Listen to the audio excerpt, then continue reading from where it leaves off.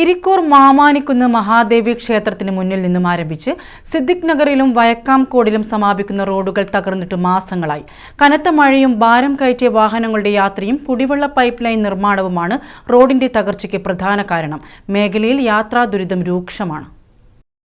ഇരിക്കൂർ ഗ്രാമപഞ്ചായത്തിൽ മാമാനം ക്ഷേത്രത്തിന് മുന്നിലുള്ള റോഡാണ് മീറ്ററുകളോളം തകർന്നു കിടക്കുന്നത്. സിദ്ദിഖ് നഗർ വരെയും വയക്കാംകോട് വരെയും റോഡിൽ യാത്രാ ദുരിതം രൂക്ഷമാണ്.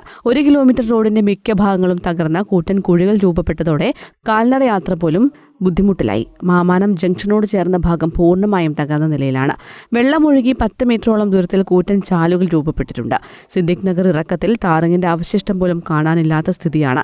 വയക്കാംകോട് ജംഗ്ഷനോട് ചേർന്ന ഭാഗത്ത് 1/2 മീറ്ററോളം ആഴത്തിൽ കുഴി രൂപപ്പെട്ടിട്ടുണ്ട്. റോഡിന്റെ ശോച്യാവസ്ഥ കാരണം ഓട്ടോറിക്ഷകൾ ഇതുവഴി ഓട്ടം നിർത്തിയിരിക്കുകയാണ്. വയക്കാംകോട് പൈസായി സിദ്ദിഖ് നഗർ ഭാഗങ്ങളിലുള്ള 300ഓളം കുടുംബങ്ങളാണ് ഈ റോഡിനെ ആശ്രയിക്കുന്നത്.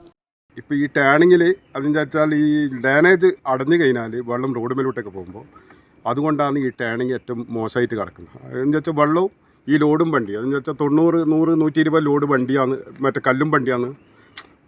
ഒരു കല്ലന്നെ 80 കിലോ 60 കിലോയിലും മേലെ വെയിറ്റുള്ള സാധനം 250, 300 ഒരു വണ്ടിയിലുണ്ടാവും. അത് കയറ്റിയിട്ടാണ് ഇതിലോട്ട് പോകുന്നത്. അതുകൊണ്ടാണ് റോഡ് പെട്ടെന്ന് ഡാമേജ് ആണ്.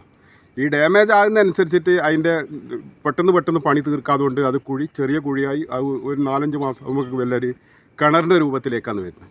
ഇതിൻ്റെ താഴെയുള്ള അവസ്ഥ ഇതിനും കൂട്ടി ദയനീയമാണ്. കാരണം എന്ന് വെച്ചാൽ 3 റോഡ് വന്നു, വയക്കാംകോട് നിന്ന് വരുന്ന റോഡ്, അതുപോലെ സിദ്ദീഖ് നഗറിൽ വരുന്ന റോഡ്, ഈ 2 റോഡും ഇന്ന് വരുന്നതിന് ഡാമേജ് ഇല്ല, അടഞ്ഞു കിടക്കുകയാണ്.